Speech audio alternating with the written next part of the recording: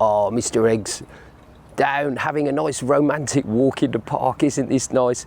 Well, no, because I'm a single guy here in Pattaya, and if you are tuning into this video off the title and expecting me to be extolling the virtues of being a single guy in Pattaya, and oh, you're after a different woman every night, and I don't chase women but women chase me,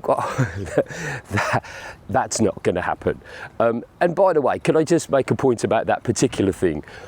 Don't chase women, let them chase you. All right, that, can I just first of all point out, that is complete bullshit, right?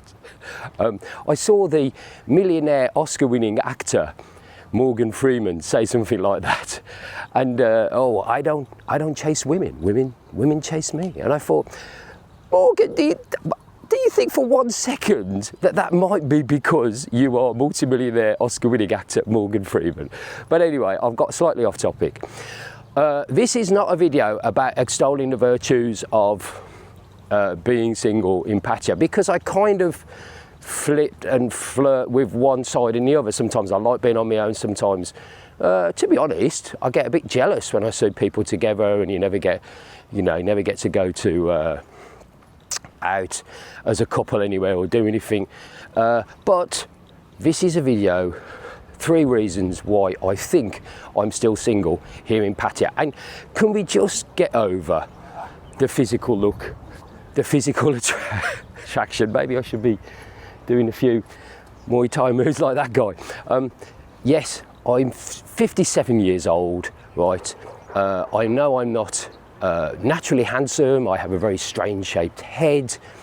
Okay, so let's just get over the physical, put the physical things to one side for one moment and have a look at the other reasons. And the first reason, I think, number 1, is alcohol. And I'm not a drinker. I don't drink, and every time that I see an interaction going on between male and female in this town, it usually involves alcohol. And actually not just here. When I go to Isan, as I have been, most of the girls here in Pattaya eventually will want to take you to Isan, which is where most of them, not all of them, but most of them come from and their families are there. And you look at their life, and yeah, it's a poor life, it's a very rural life, but the whole of that seems to revolve around alcohol as well. Sometimes, you know, breaking into the beers or a bottle of Sangsom first thing in the morning down in the sand, because there's nothing else to do really.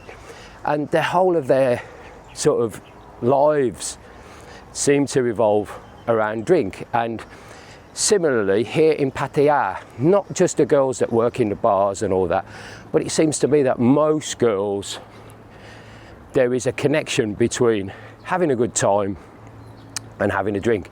And if you're not a drinker, I think women are a little suspicious of guys that don't drink. I think they think maybe we're being judgmental about them. And to be honest, we are, because we're the ones whose frame of mind and temperament is staying the same, and it's them that are the ones that are sort of slowly maybe losing their inhibitions or going a bit mad or a bit off the wall or whatever. So alcohol's number 1. Now you might say, but Mr. Egg, you own a bar, you make your money off alcohol. Well, I'm not actually saying it is not an anti-alcohol rant. It's just that alcohol isn't for me. People think that because I don't drink that I've had some kind of problem with alcohol in the past. I've always had a very, very positive relationship with alcohol. I'm just not a drinker. I've never been a drinker, even when I was a kid. When I was growing up, alcohol was just nothing to me. It never meant anything. It was never really a big thing in the house. I think I saw my mum drunk once.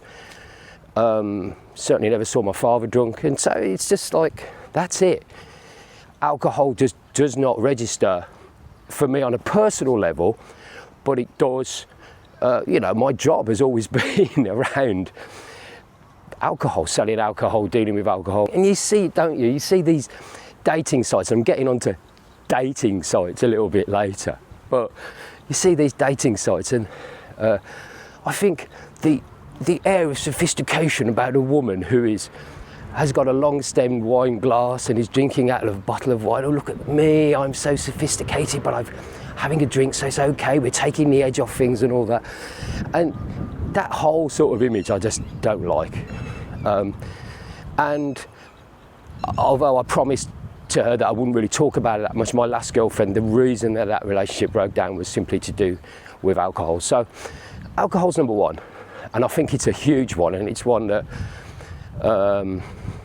I don't think it stops you having fun over here, but certainly I think most of the girls will look at you in a rather strange way as somebody that doesn't drink. Number two, and this is an interesting one, is that I'm a bit boring, right?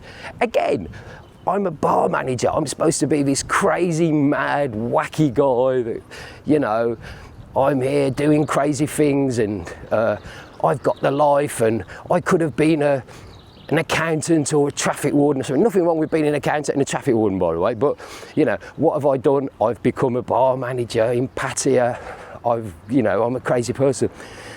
No, I'm incredibly boring, right? After work, I do not go out, ever. I just go straight home. And I kind of look forward to being on my own and just relaxing, maybe watching a few YouTube videos or listening to a few podcasts. I enjoy sleeping, which is what me and most Thai women have in common, is that I really do enjoy sleeping. I found that as I get a bit older, like I said, I'm 57 now, I do want to sleep more. So I'm sleeping good 8, 9, 10 hours every single day. Never a problem with me getting to sleep. So, and I do put a lot of hours into work, which is another thing coming up. So, yeah, I'm a little bit boring for most sort of women, and I never get the opportunity to actually meet women in a normal sort of social situation. Like I said, I don't go to parties. I don't go out after work, down high bar, we got a bottle and like that. Like 90% of the managers and owners of nightclubs and bars in this area, I just don't do it. It's not for me. I don't enjoy it. If my staff want to go and do it, it's up to them, but I don't. So I think me being a little bit boring. I mean, look, I drive a three-wheeled bike, right? And that bike, so people take the piss out of me for driving it, but do you know what? It represents me. It's slow and it's safe. And there's the old Aesop's fable about the hare and the tortoise, you know, that's actually a big story in Thailand as well. I can sometimes, when I try and relate what my life's like to women over here, I tell that Aesop's fable. You know, but the hare races away, and in the end the hare gets tired, and it's the tortoise or the turtle in the Thai story that always wins the race. And that is me. I'm slow, but I'm reliable. But slow and reliable isn't really that attractive to women. Most women aren't looking for somebody like that. They want somebody who's a little bit racy. I think when I realised in my late 20s that women actually didn't like nice guys, they actually like bad guys, especially in the West, kind of really mind-blowing to me, because I just can't be that person. I'm just a bit boring and a bit normal, really. So being boring is number two. Part of that is number three, and number three is I don't give my contact details to women. Even women that I might meet, if I go, I don't know, down Soy 6 or something like that, I never give my contact details out to them. Every time I do. And if you don't believe anything else in this video, right, believe this. This happens 100% of the time. If you give your contact details, whether it be a line or a phone number or an email or whatever, to a woman in this town, I guarantee that at some point there will be a request for money. And if you're okay about a request for money, that's okay, right? But if you just want to chat and become a friend with that person, or maybe be a bit romantic, right? as soon as that request for money comes in, you're going to be really, really disappointed, because you're going to say, well, what was this? You know, we've been chatting for a few days and now the request's coming for money. What were those few days chatting? Nothing. Was it just buttering me up, tenderising me for the killer, which was, can you give me some money? I've got this problem. You know, it's always something that wasn't their fault and is immediate. It's time sensitive and it's immediate. I haven't got the money to pay the rent, or somebody has done something which means that I've got to pay for it. I never have quite understood that one, and it's got to be really quick. You've got to help me. Right? It's always time sensitive, and it was never their fault. Right? Always. And I'll let you into a secret. 9 times out of 10 is bullshit. Right? So I don't give out my phone number. I don't give out my line. Also, I don't do dating apps. Can we get over the dating thing they put? It's like calling I've got nothing against gentlemen's clubs, by the way, but calling gentlemen's clubs, you're just daytime. But there's nothing wrong with them. They're good, but they're daytime bars. Can we just call them what they are? And dating apps, right, are basically they're just for women who don't want to, too lazy to work in a bar to meet guys out of work. That's basically it. I mean, especially in this town. And you're all going to come on the comments, oh, well, my wife was you know, I met her on Thai Friendly and she works as a whatever, insurance, he works in an office or something like that. There's always 1 or 2 exceptions, so I'll take that one on the nose. But generally, they are just, I find them incredibly frustrating. And again, you're going to say, well, he's a bar owner, of course he'd say that. Up to you if you want to use them. Personally, I prefer to actually go and meet a real person, because 90% of communication between people is not verbal, is not written, it is body language. You just pick up on little things with people. You know, it can be a million things, the way they dress, eye contact, whether they're playing on their phone all the time, and things, and you can't pick this up on a dating app. So I haven't got a profile on any of those. There is a little thing about me that, yeah, I've got a very sort of small profile in this town.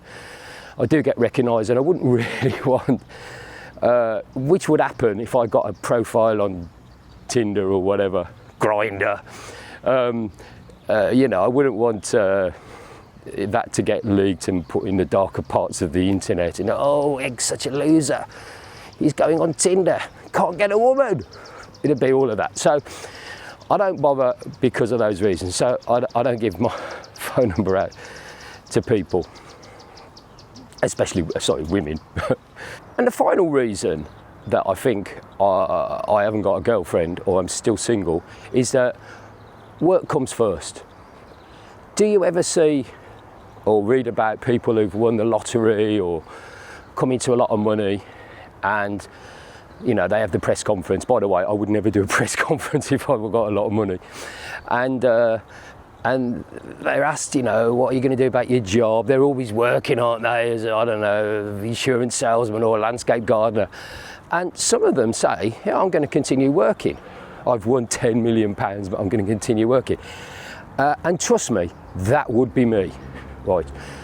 I hope I am working or doing something productive in this life till the day I die.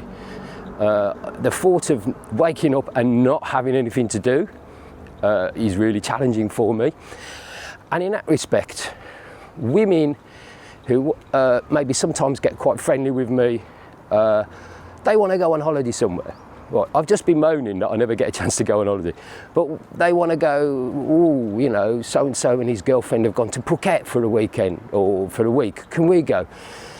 No, I'm actually working. I've got a business, and you know, it's a bit of a noose around my own neck, but my business is there, and I run it myself. You know, I don't have a big management structure. I don't pay managers and managers because I think they're a waste of money to run my bar. I run it myself, and so I kind of need to be there. I need to be there all the time, but I actually don't mind that because I actually like being in my own bar.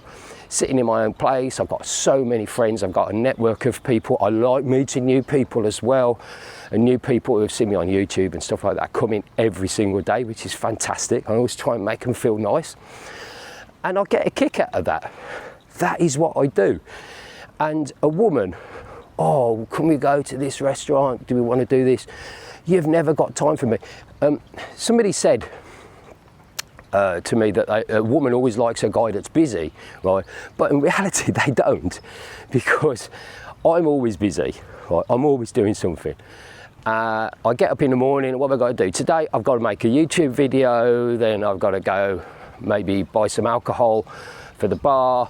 I've got 1 or 2 jobs to do around the bar, and then the bar opens up, and then I've got to do, you know, things that we do when the bar's open. So I'm always doing something, and I don't mean that in a negative way. I actually like always doing something.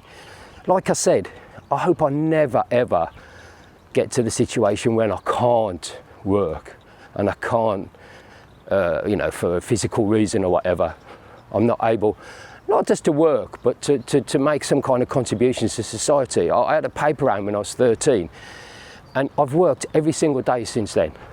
And it's just me, it's just part of my identity, and I like that. And some people, especially younger people these days, might think that's a bit mad, a bit wild, and, you know, oh, live for yourself, don't live for it. But I've got my own business. I actually, if you like what you do, you're never working. So when I say work comes first, what it means is what I like doing, which, you know, I'm in complete control of my own work environment. I actually like that. And I don't think there's any woman that could ever make me feel like, do you know what, I'm going to jack this all in because I want to be with this girl. It's just never ever going to happen. So work always comes first is a big problem for most women. So as you can see, those are some of the main reasons why I'm single here in Pattaya. Do I enjoy my single life? Well, maybe that's for another video, and if you like this video, please subscribe to the channel, press the notifications. So a lot of people say, oh, we don't get your videos anymore, you're not making them. Why not? Well, because YouTube basically don't, even though you subscribe, don't actually give you every video I make. If there's one where you're not that interested in the title and you don't click on it, then they don't show you the next one. So if you really want to get every video, then please press the notifications bell, and then you will get a notification however you receive those, and you'll be able to see all the stuff. Also, you can become a member of the channel. It helps to pay for the equipment and keep the channel going. We do some live streams, and we try and be very technical, and those things cost money. So if you want to help and contribute in that way, thank you very much. It's very kind. And join from just £2 a month. You get extra live streams, and also you get a vlog all about the job, what I do, my business, how I run a bar, all on my own here in Pattaya. Not what the other YouTubers who have never ever run a bar thing, but the reality of running a bar, warts and all. So if you want to do that, please join from just £2 a month. But for me, Mr. Egg here, I've been walking around getting dizzy around this beautiful park. I will see you in the bar, hopefully Soy Diamond or Le Pub on Soy Diamond. But for me, Mr. Egg, for now, tatty bye, bye bye.